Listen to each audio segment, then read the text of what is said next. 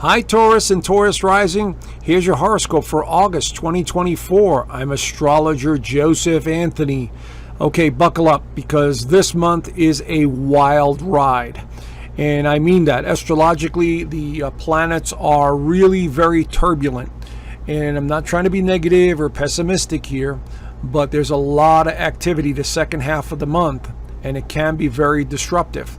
Now, it could be in your personal life, or it could be something happening in society or the markets or politically or whatever nonsense these politicians are doing. So it could affect us, indirectly or directly.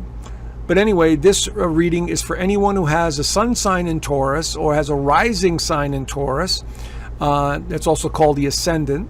And this is a general sun sign reading, Western astrology, because I don't have everybody's birthday. Everyone's birth chart and birthday is different. So this is a very general overview. Okay, if you know your birth chart, even better. So I want to dive in and tell you what I see here. Okay, so we see here Venus, your ruler, is going through Leo in your fourth house. The sun is also going through the fourth house. So things relating to the home, the family, real estate matters, redecorating, rearranging. This is all at the forefront. Okay, and it begins in the middle of July, really, because the sun enters Leo around the 22nd of July, but then it goes all the way till the 22nd of August. So we have some really strong energy in here. And we also have Mars and Jupiter that are in your second house. So financial matters are also on the table. So this looks like to me that maybe you guys are involved in some sort of maybe land investment, houses, buying furniture for the home, remodeling, redecorating as we start off the month of August. So there's a lot of thinking about moving or remodeling in some way. All right. So this is just as we start off the month of August, and probably has started before then in July, but this is going to be on the table. Okay, so when we get to the new moon this month, it is also in Leo in this fourth house. So once again, this is suggesting something to do with the home, the family, real estate, something new. Maybe you're dealing with your children, you're remodeling a second home, whatever it is that you have going on. Now, this is a really positive new moon for many, because it's not really making any terrible aspects to anything else. As a matter of fact, it's going to be at 12 degrees of Leo. So wherever that is in your birth chart, take a look over there. And it's making favorable aspects to Jupiter and Mars. So this is suggesting moving forward with some sort of financial matter, in talks or communication with some sort of financial endeavor, such as investments, property, negotiating on something new, maybe even a car, because Mars represents cars, so does Gemini. And so this looks really good for all of that. So maybe you're thinking about either buying or selling real estate, or maybe you're dealing with family matters, like somebody's moving in, or they're remodeling, or they're moving furniture. Maybe you're getting a roommate. It really depends on your own personal situation. But the new moon is indicated right here as something new, something creative that's coming in. And Venus is still in Leo in this fourth house. That's why I'm suggesting all this. But then quickly, things begin to change. And this is what this month is all about: change and instability.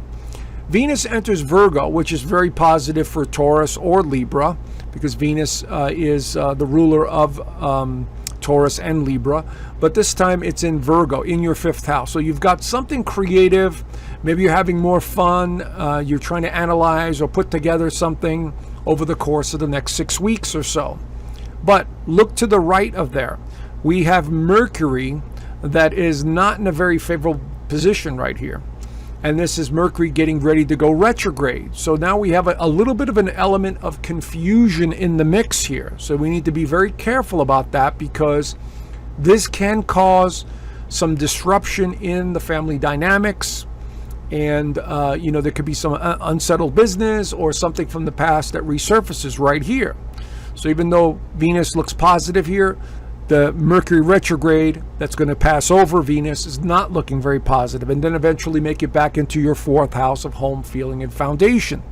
So pay attention there as well. Now, getting back to the moon, the new moon, I also wanted to mention that I also have a free offer. Here it is right here, of a free moon reading. So if you don't know your moon sign, check out the link down below in the description, and I think you might find it very interesting. It's totally free. There's no obligation, and it'll give you a little bit of an understanding of your moon position too. Anyway, let's get back to the astrology. So we have Venus in a very positive placement in your chart. But then we have that Mercury retrograde, and it'll retrograde all the way until about the 28th. It'll go from Virgo into Leo. And so something is being revisited again with having to do with the feelings, emotions, and foundation and family. But then everything starts to heat up even more around the 14th. First, we have Mars conjuncting Jupiter right there, okay? Now, that's normally not a big deal, but it does involve money. It does involve investments. It does involve, thinking about long-term investments, whatever that is to you. Maybe you're buying property. Maybe you're not. Maybe you're taking money out of the bank. Maybe you're looking for a new job. Whatever it is, financial matters and conversations are very strong at this time. Now, what makes this a little trickier is when you look at the 16 degrees of Gemini conjunct. This is a lot of mental activity here, a lot of talking. But when we look to Saturn, it's in Pisces at 17 degrees. So we're seeing here that this could be a disruptive or something that you're dealing with that you're not liking. It's a little tumultuous, it's irritating, whatever it is. It could involve a friend or an organization or a charity if you're a part of a charity. And so we're seeing some sort of issue here that's evolving. Not only that, we also have Venus that's going to come into a square also and opposing Saturn as well a few days later. So I'm going to get to that in a few minutes. So this is creating some form of T-square having to do with money or something new that you're working on that may cost you money, or maybe you're making an investment and it takes a lot of work and what you're doing, maybe more than you thought. And so this is going to be a little tricky here. So keep an eye on this. Whatever you have going on, it could be very tricky. Now, we also go to the 14th and 15th late in the day. We have Mercury backtracking into Leo right here, back into the 4th house. And these two will conjunct. So something from the past resurfaces, either having to do with the home, family, foundation, roommate situation, an investment in like I said, property, land, maybe you're remodeling, whatever it is. Mercury now is going to stay in here for a while until it moves out at the beginning of September. So now it becomes a little trickier, or maybe there's a little misunderstanding or confusion in the mix that you need to pay attention to. Okay, so it's a review process, no big deal, but the energy seems to be tightening up even more. And this is because of the full moon in Aquarius. But there's a lot more to this full moon. Now, I had to set this for the 18th, but it's actually on the 19th. Okay, so that way I could show you the full moon right here. So on the 18th into the 19th, the energy, the alignments are going to be off the charts. And I'm going to show you what I'm talking about.